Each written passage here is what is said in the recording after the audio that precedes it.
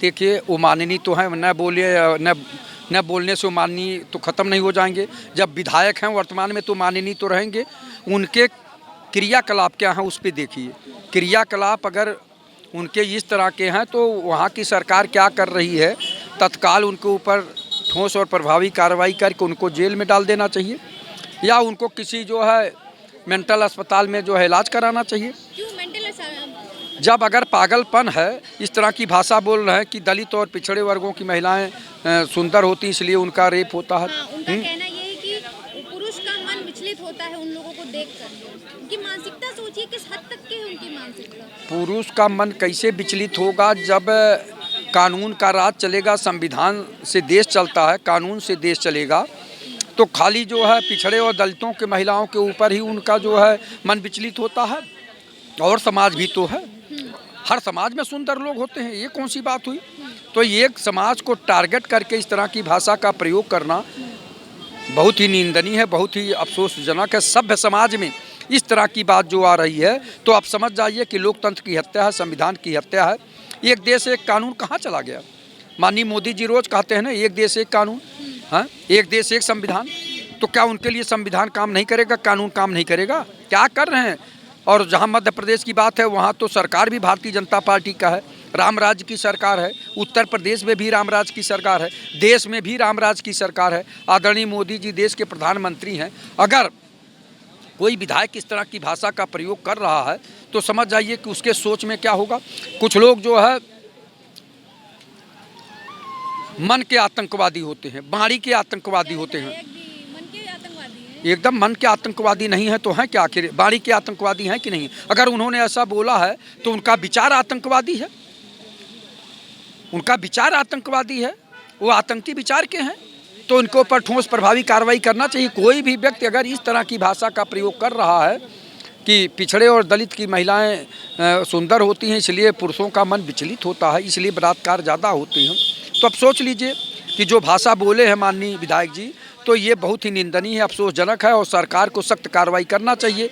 लेकिन अब वही है, सरकार क्या करे। देश में होती तो क्या होता? देखिए जो उस तरह के लोग हैं उनके ऊपर कोई कार्रवाई नहीं होती। वो अगर पिछड़े समाज का कोई होता, कोई दलित होता, कोई जो है अल्पसंख्यक होता तो उसके ऊपर कार्रवाई की जाती। जो उस तरह के विधायक हैं जो एक तरह से तानाशाह बन गए हैं, वो जो बोलते हैं वो उसको ऊपर कार्रवाई नहीं होती। अब कल कहेंगे कि हमने ऐसा नहीं बोला, कल पलट जाएंगे बात से। रेप को थ्योरी बता रहे हैं, हाँ? प्रॉपर थ्योरी है रेप को, प्रॉपर विधायक जी थ्योरी बता। वो विधायक जी का क्या नाम है? वो जो विधायक जी थ्योरी बता रहे हैं उनका क्या नाम है? बरैया नाम है हाँ? शायद, बरैया नाम है शायद। जो भी नाम है, लेकिन ये बहुत ही अफसोसजनक है कि जब माननीय विधायक गण लोग इस तरह की बात कह रहे हैं तो अब आप सोच लीजिए कि अगर आम आदमी से कोई इस तरह की भाषा निकली होती तब तक पुलिस डंडा मार के उठा के बंद कर दियो। अगर आपकी बहन या बेटियों के साथ इस तरह की बात होती है आप क्या करते हैं? आप अपना पर्सनल ओपिनियन बताइए। देखिए हम लोगों को तो उस समय के गुस्सा के ऊपर है, तमाम लोग लाठी डंडों से पीट डालते हैं, तमाम लोग जो है मार डालते हैं, तो लेकिन उससे बचना चाहिए। अगर कोई इस तरह का कह रहा है तो उसको भी विशेषकर ध्यान देना चाहिए कि देखिए किसी की आप हत्या कर देंगे तब भी आप जेल जाएंगे, चाहे वो कितना अन्याय किया हो, अत्याचार किया हो, तो वो जेल जाएगा। तो इसलिए कानून वाला काम करना चाहिए कि जो है अगर वो इस तरह के बोल रहे हैं तो कानूनी कार्रवाई होनी चाहिए। और जो आप इस तरह की बात बोल रही हैं तो एक तरह का गुस्सा दिलाना है। आम इंसान को जब गुस्सा होगा। आपकी बात को यही विराम देते हैं। ये है हमारा एप्लीकेशन। नहीं कुछ बता रहे हैं, आप क्या बता रहे हैं बताइए। नहीं, जैसे आप कह रहे हैं जो है कि अपराधी बचता नहीं है। हमारे भाई की नोएडा में हत्या हो गई 4 जनवरी को जो है, और उसमें पुलिस प्रशासन और जो है डॉक्टर दोनों मिल गए। हम ये एप्लीकेशन लेके जो है पूरा प्रमुख सचिव जी को जो है, माननीय मुख्यमंत्री जी को, हम एक भाजपा के जो है कार्यकर्ता हैं, सदर मंडल उपाध्यक्ष हैं, और एक कार्यकर्ता होने के नाते भी जो है दर दर भटक रहे हैं। हमारे भाई की हत्या की गई, आज तक हमको न्याय नहीं मिला। तो अपराधी कहाँ जा रहे हैं? हम ये प्रार्थना पत्र लेके जो है टहल रहे हैं न्याय के लिए। चाहते तो हम भी जो है अपने भाई की हत्या का बदला लेते, कुछ करते, नाम जानते हैं। वो आरोपी जो है उसका बयान भी नहीं लिया पुलिस ने। मतलब एक तरीके से दबाव में, कहीं ना कहीं से दबाव आ गया तो सरकार दबाव में काम कर रही है। हम जैसे कार्यकर्ता जो है एकदम लाचार हैं, बेबस।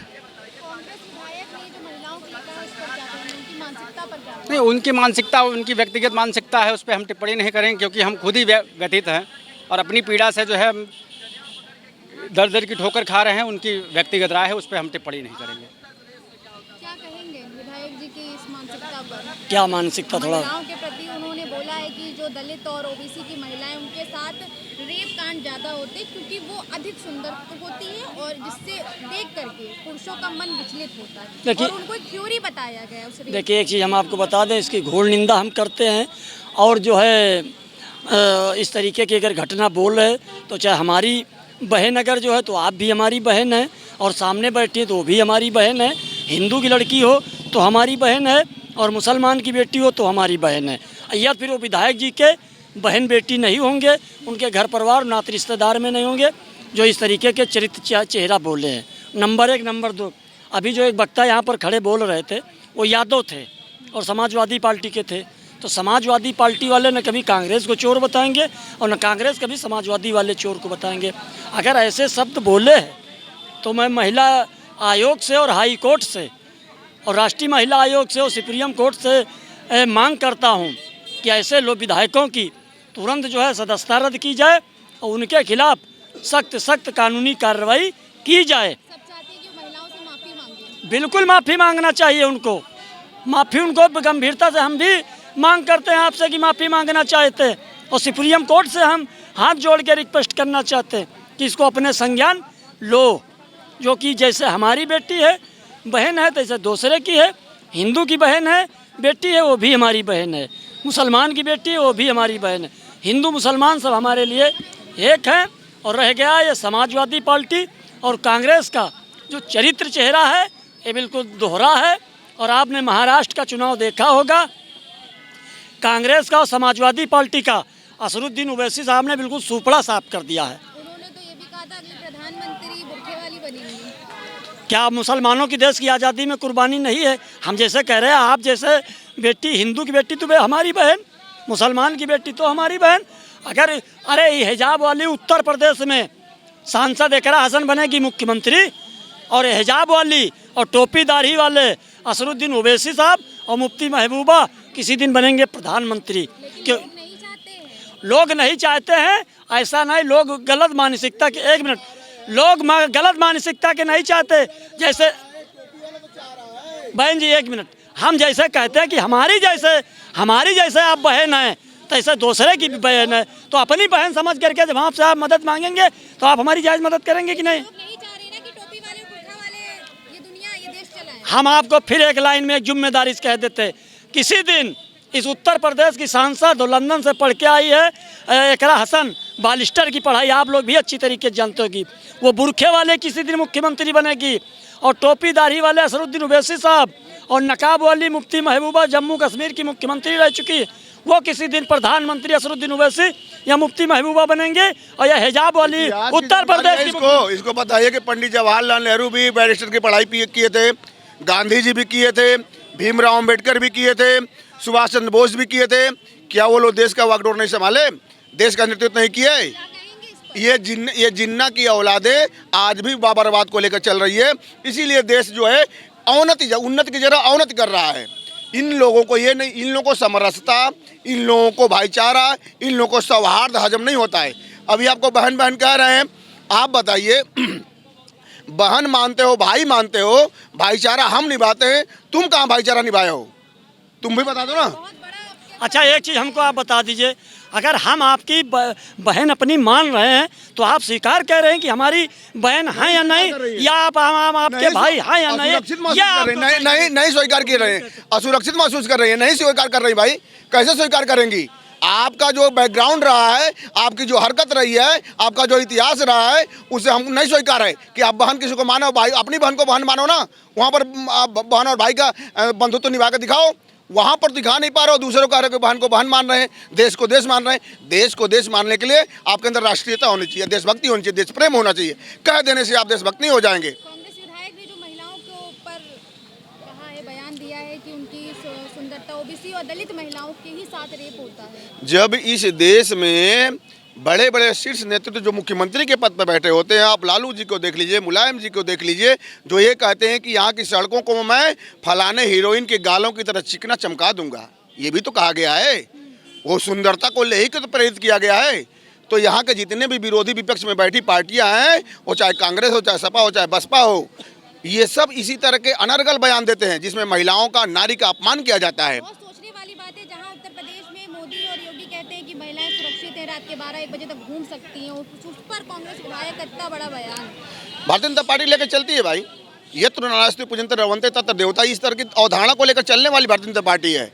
लेकिन ये जो विपक्ष में बैठे हुए हैं, उन्हीं नारियों, जिस नारियों को हम लोग सम्मान देते हैं, भारतीय जनता पार्टी सम्मान देती है, नारी सशक्तिकरण की बात करती है, ये विपक्ष प्रतिपक्ष में बैठे हुए पार्टियां उन्हीं नारियों का, उन्हीं माताओं बहनों का अपमान करती है, हर कदम पर अपमान करती है। उनको आगे बढ़ने से रोकती है, उनकी उन्नति से रोकती है, उनको प्रमोशन से रोकती है, उनको बाहर निकलने से रोकती है। ये सिर्फ और सिर्फ विपक्ष की पार्टियां करती है। और भारतीय जनता पार्टी से मैं आग्रह करूंगा कि इस तरह के जो अनर्गल बयान देश में चल रहे हैं, भेदभाव का, तोड़ने का, इन सबों के ऊपर आप सख्त से सख्त कार्रवाई करें। अगर ये अपराध, ये मानसिकता जो है, ये आपकी बहन बेटियों के साथ अगर करी गई होती, आप इस अपराध को कैसे रोकते हैं? देखिए, व्यक्तिगत स्तर पर अगर कुछ होगा तो जाहिर तो हम कानूनी शरण लेते, हम कानून का सहारा लेते, उनके खिलाफ कार्रवाई कराते, कानूनी कार्रवाई करवाते। लेकिन अगर वो पब्लिकली बोल दिया है, राजनीति से प्रेरित होकर बोल दिया है, तो ये पक्ष, सत्ता पक्ष में बैठी हुई पार्टी का बनता है, जिम्मेदारी बनती है कि उनके खिलाफ सख्त कार्रवाई करे। और खुद कांग्रेस पार्टी इसको संज्ञान में लेकर उनके खिलाफ कार्रवाई करे, उनको पार्टी से निकाले या माफ़ी ना मांग उनसे ले। आपको क्या लगता है, माफी मांगेंगे? बिल्कुल माफ़ी मांगना चाहिए। अगर नारी शक्ति का अपमान किए, महिला शक्ति का अपमान किए, मातृशक्ति का अपमान किए, तो उनको माफ़ी मांगना चाहिए। उनके घर में भी माँ है, उनके घर में भी बहन है, उनके घर में भी महिला है।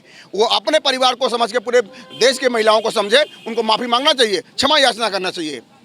जय श्री राम।